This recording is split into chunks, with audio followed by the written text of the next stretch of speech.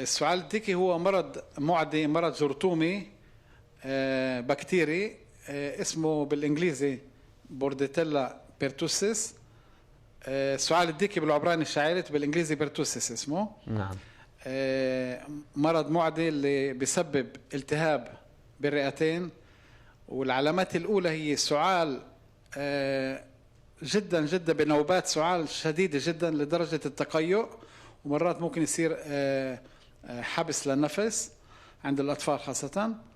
والمضاعفات المرض هي التهاب بالرئتين، تشنجات بالعضلات، حتى الموت بدون علاج. إلى أي مدى شائع الإصابة بهذا المرض في البلاد بقدر معرفتك في منطقة الناصرة مثلا؟ المرض جدا جدا نادر بسبب التطعيمات اللي بلشنا فيها بالبلاد بسنة 1957. تطعيم جدا قديم وفعال، وتقريبا منع المرض لحد الساعة هاي. طبعا التطعيم هذا بينطي مناعة ضد المرض، مش مناعة مدى الحياة طبعا. نعم. مناعة اللي بتنزل مع السنوات. نعم. وعشان هيك التطعيم هذا مفضل، وفي توصية من وزارة الصحة ينطوا الحوامل بالثلث الثالث من الحمل. نعم. السؤال، هي طريقة ممكن يمنعوا المرض عند المرأة ويمنعوا المضاعفات المرض عند الجنين. أنت قلت بأنه التوصية أن يعطى التطعيم للأم الحامل في الثلث الأخير من حملها. هل يتلقى الطفل الرضيع بعد ولادته هذا التطعيم؟ لا، بعد الولادة لا. في روتينا للتطعيمات بالبلاد أول سنة من الحياة. بينطوا التطعيم الخماسي والتطعيم الرباعي طبعا حسب جدول بالصحيات ووزارة الصحة، وبيشمل البرتوسيس اللي هو الشعيلة، اللي هو السعال الديكي، بيشمل البوليو، بيشمل عدة أمراض معدية. نعم. اللي بهاي التطعيمات بيمنع هذا المرض عند الأطفال. عشان هيك بالسنة الأولى من الحياة في جدول تطعيمات بالشهر الثاني بالشهر الثالث والخامس والسادس، وبيجي السنة. نعم. يعني المرأة التي لا تحصل على هذا التطعيم في الثلث الثالث من الحمل تعرض الجنين، تعرض الطفل المولود بعد ذلك إلى الخطر، لأنه كما قرأنا من تقرير وزارة الصحة أن والدة هذا الطفل من منطقة القدس لم تحصل على التطعيم.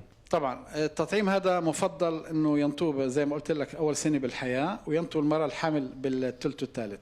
للاسف هناك شرائح معينه بالمجتمع الاسرائيلي اللي بينطوش التطعيم من اصله، لا عند المراه الحامل ولا عند الاطفال بينطوش تطعيم بتاتا، ولا انواع التطعيم الثانيه، لا البوليو ولا السعال الديكي ولا اي تطعيم ثاني. وهي الشرائح هي اكثر شيء معرضه لهي الامراض المعديه اللي تقريبا انعدمت من العالم بالدول المتحضرة اللي بيعطوا التطعيمات بشكل مستمر لكل الأطفال. نعم. هذه الشرائح دكتور، يعني حسب ما نعرف من الإعلام ومن التقارير الصادرة عن وزارة الصحة، قسم من بينها هي شرائح من اليهود المتدينين. ما هي صورة الوضع لدى التطعيم لدى المواطنين، لدى الجمهور العربي، يعني بخصوص تطعيم الأطفال وبخصوص باقي أنواع التطعيمات اللي تنقذ الحياة؟ بهاي النقطة أنا كتير مبسوط إنه الوسط العربي بتطعموا بكل التطعيمات حسب توصيات وزارة الصحة فوق 98%. بدي أذكر هيك مثال بسيط، مثال حقيقي طبعا. نعم. إحصائيات وزارة الصحة من سنة 2005 ل 2015 توفى بإسرائيل نتيجة السعال الديكي 14 طفل. وبعد البحث والتقارير لوزارة الصحة تبين إنه 14 طفل ما أخذوش تطعيم بتاتا. من هون ببين قديش إنه التطعيم مهم. نعم. إذا طلبت منك أن تلخص هذا الموضوع في جملة أو جملتين للأهالي، وقبل أن تلخص أن أسألك كيف ممكن لا سمح الله إنه الأهل يلفت انتباههم إصابة ابنهم بمثل هذا المرض؟ تلخيص لكل اللي عم نحكيه انه التطعيم هذا جدا مهم وجدا فعال وفيش منه اي مضره. انه هذا التطعيم تقريبا كمان شوي بيصير له 70 سنه بالبلاد، يعني سنه 2027 بيصير له 70 سنه بالبلاد وفيش اي مضاعفات له.